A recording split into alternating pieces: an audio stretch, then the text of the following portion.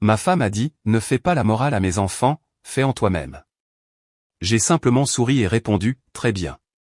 Je m'appelle Henri. J'ai 46 ans, et je suis plombier depuis plus de 20 ans. Ce n'est pas un travail glamour, mais c'est honnête. Ça mettait à manger sur la table, et à 29 ans, ça m'a offert quelque chose dont la plupart des gens de mon âge ne faisaient que rêver. J'étais propriétaire, sans aucune hypothèque, d'une petite maison de 3 chambres. Mon frère Steve et moi avons monté notre entreprise de plomberie à partir de rien, et on s'en est bien sorti. Quand j'ai eu 31 ans, j'ai rencontré Vivian lors d'un barbecue de quartier. Elle avait 27 ans, était divorcée et élevait seule sa fille de 6 ans, Daisy. Son ex était un bon à rien. Il avait disparu quand Daisy était à peine en âge de marcher, envoyant un chèque occasionnel de $100 chaque fois que la culpabilité le rongeait. Vivian joignait les deux bouts avec difficulté, travaillant à temps partiel dans une garderie et conduisant une Honda qui crachait de la fumée noire chaque matin. Je me souviens encore de Daisy la première fois que je lui ai dit bonjour. Elle a jeté un coup d'œil de derrière les jambes de Vivian, avec ses grands yeux marrons, trop timide pour dire un mot. Vivian lui a donné un petit coup de coude en riant doucement. « Daisy, ma chérie, voici Henri », a-t-elle dit. Daisy a juste secoué la tête et a enfoui son visage dans le jean de sa mère. Quelques mois après le début de notre relation, quelque chose s'est produit qui ne m'a jamais quitté. Vivian travaillait tard un soir, et Daisy a fait une mauvaise chute de vélo. La garderie m'a appelé. Au début, j'ai pensé qu'il devait y avoir une erreur. Mais quand je suis arrivé, la réceptionniste m'a expliqué, « Vivian vous avez déjà inscrit comme contact d'urgence pour Daisy. » Ça m'a vraiment touché. J'ai conduit jusqu'à là-bas, le cœur battant, et quand je suis entré dans le bureau de l'infirmière, elle était là, reniflant, les joues zébrées de larmes. Son genou était écorché à vif, de petites gouttes de sang coulaient le long de son tibia. « Salut, ma grande », ai-je dit en m'agenouillant à côté d'elle. Voyons un peu cette blessure de guerre. Elle octait à travers ses larmes. Ça fait mal. Je sais, ai-je murmuré en attrapant la trousse de premier secours. Mais on va te remettre sur pied, comme neuve. Les filles fortes comme toi guérissent vite. J'ai nettoyé son genou aussi doucement que possible, j'ai collé quelques pansements de dessins animés, des princesses qui brillent, et je lui ai fait un sourire en coin. Voilà, ai-je dit. Comme neuve. Qu'en penses-tu? Daisy a regardé les pansements, puis m'a regardé à nouveau avec ses cils mouillés, et puis. Sortie de nulle part, elle a murmuré, la voix tremblante mais assurée, « Merci, papa. » Pas monsieur Henri. Papa. Je me suis figé. Ma gorge s'est nouée, et pendant un instant, je n'ai pas su quoi dire. Ce n'était pas juste un mot pour elle. C'était une bouée de sauvetage. Plus tard ce soir-là, quand Vivian est rentrée, je lui ai raconté ce qui s'était passé. Elle m'a appelé papa, ai-je dit calmement, me repassant encore la scène dans ma tête. Vivian a soupiré, ses yeux s'adoucissant. Ça fait des semaines qu'elle demande si tu vas être son nouveau papa. Je pense qu'elle attendait juste le bon moment. Ce moment m'a changé. Je n'avais jamais prévu d'avoir des enfants, mais à partir de ce jour, Daisy était ma fille. Quand elle a eu 7 ans, Vivian et moi nous sommes mariés. Daisy a insisté pour être à la fois la demoiselle d'honneur et le porteur d'alliance. C'est mon mariage aussi, a-t-elle déclaré, les mains sur les hanches comme un petit général. Toute la salle a éclaté de rire. Mais pour moi, ce n'était pas une blague. C'était la vérité. Elle n'était pas un fardeau dont j'avais hérité. C'était la famille que j'avais choisie. Ces premières années étaient dorées. Les samedis matins sont devenus sacrés. Daisy et moi allions manger des pancakes dans un petit resto du coin, le sirop dégoulinant de sa fourchette pendant qu'elle gloussait, avant de nous rendre chez Home Depot pour imaginer un projet de construction un peu bancal. « Papa, on peut construire une cabane dans les arbres ?» demandait-elle, les yeux brillants. « Bien sûr », répondais-je avec un grand sourire. « Ça finira peut-être par ressembler à une cabane de jardin tordu, mais on appellera ça une cabane dans les arbres. » Elle riait et s'accrochait à mon bras comme si j'étais son monde entier. Elle m'appelait papa comme si c'était la chose la plus naturelle du monde, et chaque fois, ça me faisait fondre. Quand elle a eu 8 ans, j'ai commencé un fonds d'études universitaires, mettant de l'argent de côté religieusement.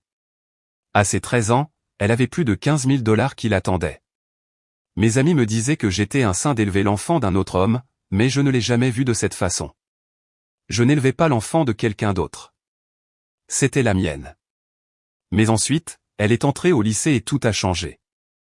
Au début, c'était les trucs habituels de l'adolescence. Des yeux levés au ciel, des réponses brèves, s'enfermant dans sa chambre pendant des heures. Je me disais que c'était juste une phase. Mais un jour, elle a arrêté de m'appeler papa. La première fois que je l'ai entendue, j'étais dans la cuisine. Henri, tu peux me donner ça, a-t-elle dit nonchalamment, sans même lever les yeux de son téléphone. C'était comme un coup de poing en plein dans l'estomac. Un soir chez Target, ça a empiré. Elle s'est tournée vers Vivian et a dit, « Est-ce que Henri peut m'acheter les plus beaux cahiers, comme si je n'étais pas juste là, le portefeuille à la main ?» Je l'ai prise à part, la poitrine serrée. « Pourquoi tu m'appelles Henri ?» ai-je demandé doucement. « Je suis ton père. » Elle a haussé les épaules en levant les yeux au ciel. « Peu importe, tu sais ce que je voulais dire. » J'avais envie de la secouer, de lui dire que les mots ont de l'importance. Mais à la place, je suis resté là, piqué au vif. Vivian a balayé ça d'un revers de la main plus tard quand je lui en ai parlé. « C'est juste un truc d'ado », a-t-elle dit en soupirant. Mais ce n'était pas le cas. Ça a empiré. Bientôt, tout ce que je lui donnais n'était plus suffisant. Les chaussures devaient être la paire à $200, pas celle en solde. L'iPhone pour lequel j'avais économisé, de la mauvaise couleur. Ses amis avaient des sacs de créateurs, alors pourquoi pas elle? Et chaque fois que j'essayais de fixer une limite, Vivian se précipitait à sa défense. Elle est juste en train de se chercher, disait-elle en secouant la tête. Ne sois pas si dur avec elle. Mais j'ai commencé à suivre ce que, se chercher, me coûtait. Des centaines de dollars chaque mois, sans compter le toit sur sa tête, l'assurance auto, l'appareil dentaire, les factures médicales, tout ça. Et en retour, le silence, le dédain, comme si j'étais juste un portefeuille sur pattes qu'elle tolérait à peine.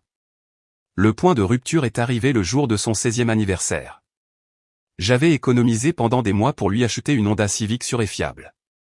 Le genre de voiture qui, je le savais, ne la laisserait pas en panne. J'ai emballé les clés dans une petite boîte, en essayant de rendre le moment spécial. Quand elle l'a vue dans l'allée, elle n'a pas souri, n'a même pas fait semblant. Elle a dit d'un air méprisant, « Sérieusement, une Civic ?» Mon amie Jenna a eu une BMW. Son beau-père, lui, il s'en soucie vraiment. Je me suis forcé à rester calme. Daisy, je voulais quelque chose de sûr, de fiable. C'est une bonne voiture. Elle te durera des années. Elle a croisé les bras et m'a lancé un regard noir. Puis elle l'a dit. Mon vrai père, lui, aurait compris. Je l'ai regardé fixement, les mots me frappant plus fort qu'un coup de poing. Ma mâchoire s'est crispée avant que je parvienne enfin à répondre. Ton vrai père? Tu veux dire celui qui n'a pas montré son visage depuis, quoi, 1 million d'années? Celui qui ne prend même pas la peine d'envoyer une carte d'anniversaire? Elle a juste levé les yeux au ciel, comme si la vérité n'avait pas d'importance. Mais ces commentaires m'ont blessé plus profondément qu'elle ne l'imaginera jamais. Mais la goutte d'eau qui a fait déborder le vase, le moment qui a tout fait brûler, c'était lors d'un dîner. J'avais invité des amis, juste pour un barbecue et quelques verres. La soirée était détendue, tout le monde échangeait des histoires, des rires flottaient sur la terrasse. Nous avons commencé à parler d'épargne pour les études, et j'ai mentionné nonchalamment, j'ai assez d'argent de côté pour couvrir une université d'État pour Daisy. Elle sera tranquille le moment venu. C'est à ce moment-là que Daisy est entrée nonchalamment dans le salon, le téléphone collé à la main. Sans même lever les yeux, elle a annoncé, en fait, j'ai été acceptée à NYU. Maman et moi en avons déjà parlé. C'était nouveau pour moi. Je me suis éclairci la gorge, en gardant ma voix stable. C'est super, Daisy, mais nous allons devoir parler des finances. Le fonds n'est pas suffisant pour couvrir les frais de NYU. Elle a arrêté de faire défiler son écran, me regardant comme si je venais de l'insulter. Puis, juste là, devant mes amis, elle a explosé. Tu es tellement radin. Tu me fais toujours sentir coupable à propos de l'argent. Peut-être que tu n'aurais pas dû épouser une femme avec un enfant si tu ne pouvais pas le supporter. J'ai senti la tension monter dans la pièce, tous les regards se tournant vers moi. Et puis elle l'a dit. Le coup de poignard. Ne me dis pas ce que je dois faire. Tu n'es pas mon père. Tu es juste un type qui paie pour tout. Mes mains tremblaient, mais je me suis forcé à la regarder dans les yeux. Exactement. Je paie pour tout. Comme cette maison. Comme les vêtements que tu portes. Le téléphone que tu tiens si près de ton visage. La voiture que tu conduis en ville. Tu parles de ces choses-là, Daisy? Elle a ricané en levant les yeux au ciel.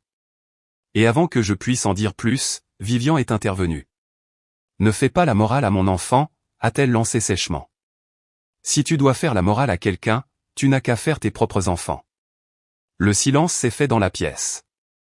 Mes amis me regardaient, leurs visages empreints de pitié. Et Vivian a mis son bras autour de Daisy et a murmuré, elle est juste stressée. On devrait peut-être mettre fin à la soirée. Pas un seul mot pour la corriger, pas la moindre once de défense pour l'homme qui avait élevé sa fille pendant 13 ans. Cette nuit-là, j'ai pris ma décision. Le lendemain matin, je suis allé à la banque, j'ai vidé le fonds d'études et j'ai transféré chaque centime sur mon compte de retraite. Puis j'ai demandé le divorce. Vivian a été prise au dépourvu. Quoi? Henri, non. Tu ne peux pas partir comme ça, balbutia-t-elle en s'agrippant à mon bras. Ses yeux se sont remplis de larmes alors qu'elle essayait à nouveau, sa voix basse et suppliante. Pense à tout ce que nous avons construit. Pense à Daisy. Tu ne peux pas tout jeter comme ça. Elle a besoin de toi. Nous avons besoin de toi. J'ai secoué la tête. Non, Vivian. Ce dont Daisy a besoin, c'est d'un père sur le papier, juste un homme prêt à être son distributeur de billets, et toi, tu as besoin d'un paillasson. Et clairement, ce n'est pas moi. Il est peut-être temps que je fasse mes propres enfants. Son visage s'est décomposé, la comédie de la culpabilité se transformant en excuse. Je suis désolé, Henri. J'aurais dû gérer les choses différemment. J'aurais dû. Mais je l'ai interrompu. Oui, tu aurais dû, mais il est trop tard pour ça. C'est trop tard pour les excuses. Quand Daisy m'a manqué de respect, tu ne l'as pas corrigé. Tu m'as réprimandé. Ça m'a dit tout ce que j'avais besoin de savoir. C'est alors que Daisy est entrée en trombe, la voix tranchante, les yeux flamboyants. Tu ne peux pas faire ça. Nous sommes une famille, a-t-elle crié. Je l'ai regardé droit dans les yeux. Une famille? Quelle famille, Daisy? J'étais juste le type qui payait pour tout. Je n'ai jamais été ton père. N'est-ce pas ce que tu as dit?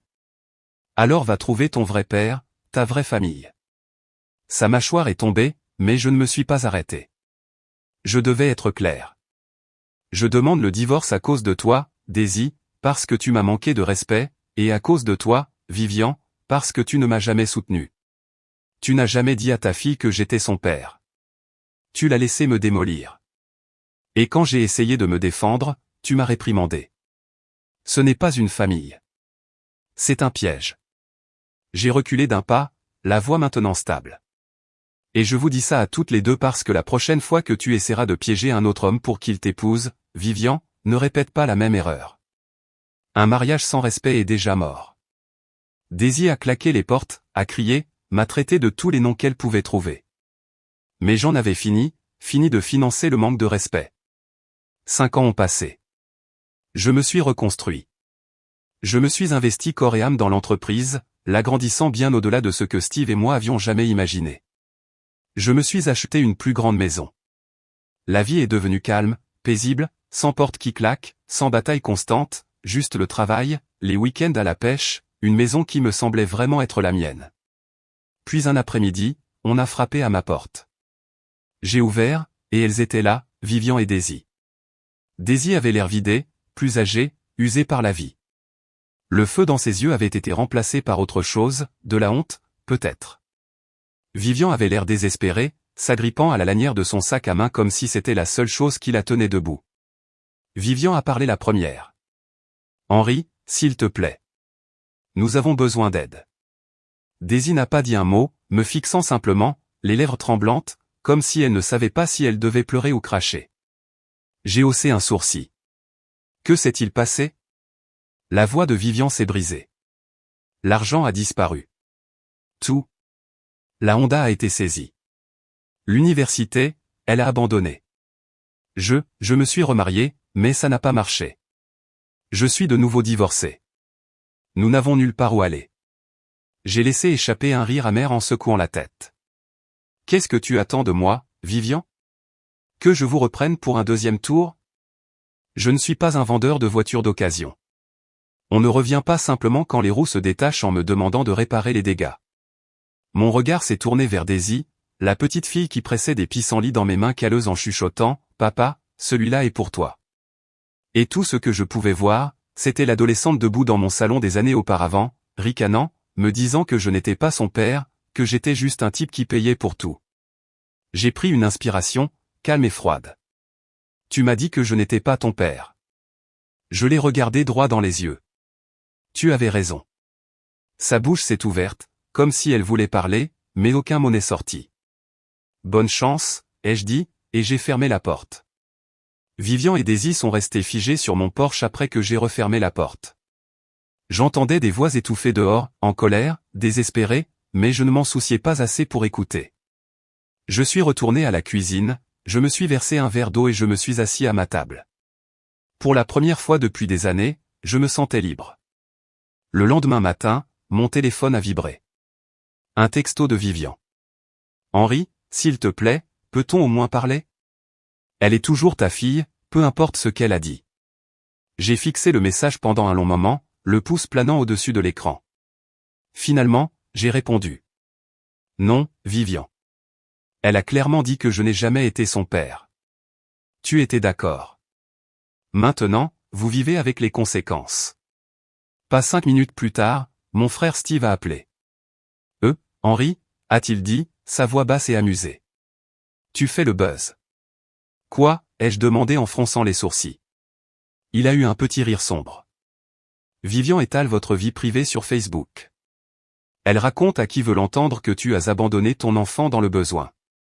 Ma poitrine s'est serrée.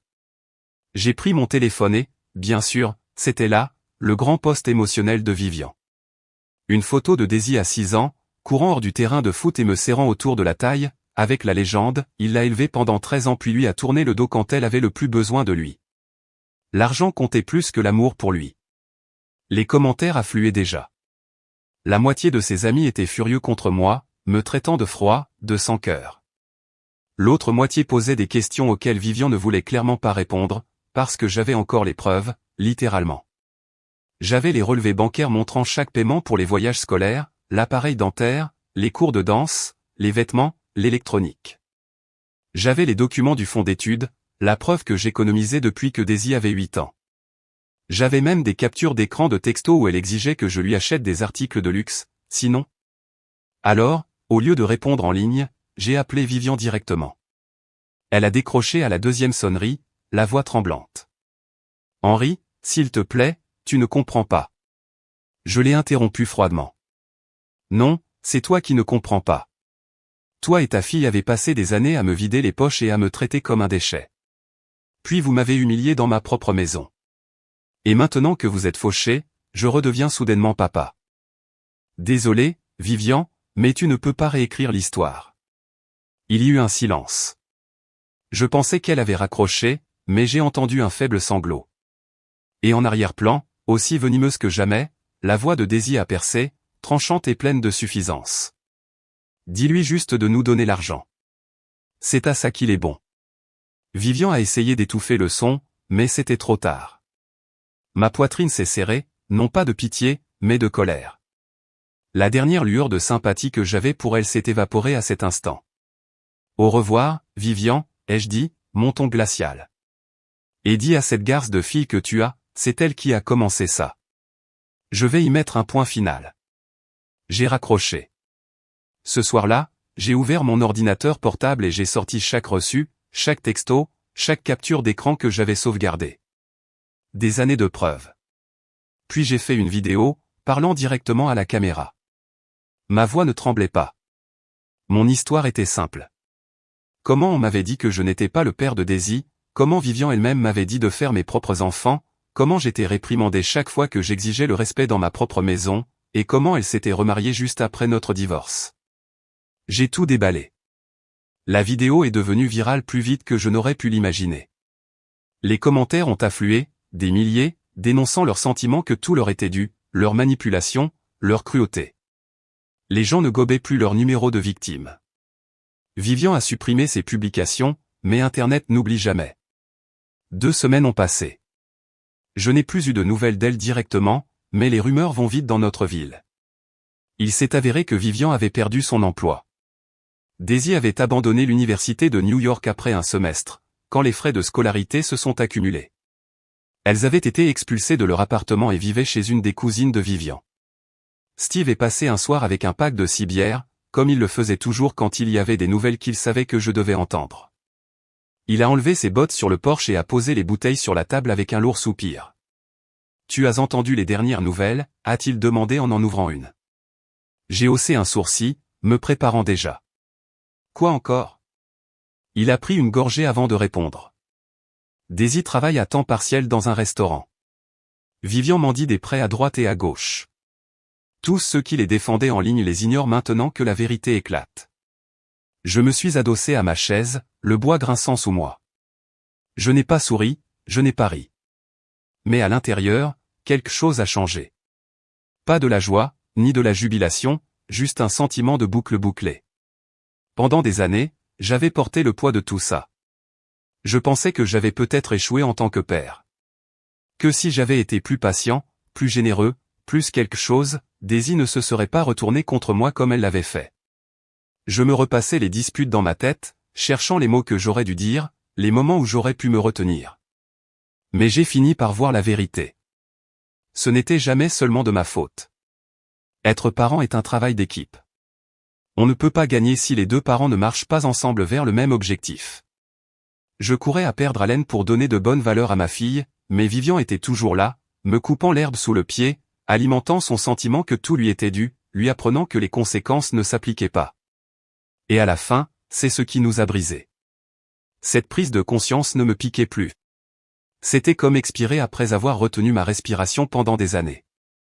Ce soir-là, je me suis assis sur mon porche, une bière à la main, regardant le soleil descendre et peindre le sommet des arbres d'un feu orangé. L'air était encore lourd de la chaleur de l'été, et les cigales venaient de commencer leur chant. Steve s'est appuyé contre la balustrade, sa bouteille pendant à la main. Il m'a étudié pendant un long moment avant de dire doucement, « Tu sais, Henry, tu as tout réparé à la fin. » J'ai froncé les sourcils et tourné la tête vers lui. « Qu'est-ce que tu veux dire ?» Il a esquissé un léger sourire. Un de ceux qui n'ont pas besoin de chute. Tu lui as donné un foyer quand elle n'en avait pas. Tu lui as donné un père quand elle en avait le plus besoin. Et quand elle a tout gâché, tu lui as donné la leçon que la vie allait de toute façon lui enseigner, que rien n'est gratuit. Tu as fait ton travail. Le reste dépendait d'elle. J'ai regardé la lumière déclinante, ces mots s'imprégnant plus profondément que je ne l'aurais cru. Et pour la première fois depuis des années, je l'ai cru. 5 ans plus tard, j'ai recroisé Daisy par pur hasard. Je sortais d'un magasin de bricolage, un rouleau de ruban adhésif dans une main et un reçu dans l'autre, quand je l'ai aperçue de l'autre côté de la rue. Elle servait des tables dans un restaurant, les cheveux relevés en un chignon désordonné, un tablier noué lâchement à la taille. Elle avait l'air fatiguée. Pas le genre de fatigue qu'on répare avec une sieste. C'était une fatigue profonde, ancrée dans les os. Ses épaules étaient affaissées alors qu'elle portait un plateau, ses yeux ternes, son sourire plaqué sur son visage comme si cela lui coûtait quelque chose à chaque fois qu'elle essayait. Elle n'était que l'ombre de la petite fille brillante que j'avais connue, celle qui courait dans les arroseurs du jardin et riait comme si le monde ne pouvait pas l'atteindre. Nos regards se sont croisés à travers la vitre du restaurant, juste une fraction de seconde au début. La reconnaissance nous a frappés tous les deux en même temps. Elle s'est figée, plateau à la main, et pendant une seconde, c'est comme si le bruit du restaurant s'était estompé. Elle a ouvert la bouche, comme si elle voulait dire quelque chose. Peut-être, pardon, peut-être, à l'aide, je ne le saurai jamais. Je suis resté là, le cœur battant, attendant qu'elle sorte pour combler la distance. Mais elle n'a pas bougé, elle est restée là, à me fixer, comme si le poids de toutes ces années pesait lourdement entre nous. Finalement, je lui ai fait le plus petit signe de tête possible, poli et distant. Et je suis parti. Parce qu'elle avait raison, toutes ces années auparavant. Je n'étais pas son père. J'étais l'homme qui avait choisi d'être son papa, et elle avait choisi de rejeter ce cadeau. Et je n'ai jamais regardé en arrière. Chers auditeurs, veuillez partager vos réflexions dans la section des commentaires ci-dessous. Et n'oubliez pas d'aimer, de partager et de vous abonner.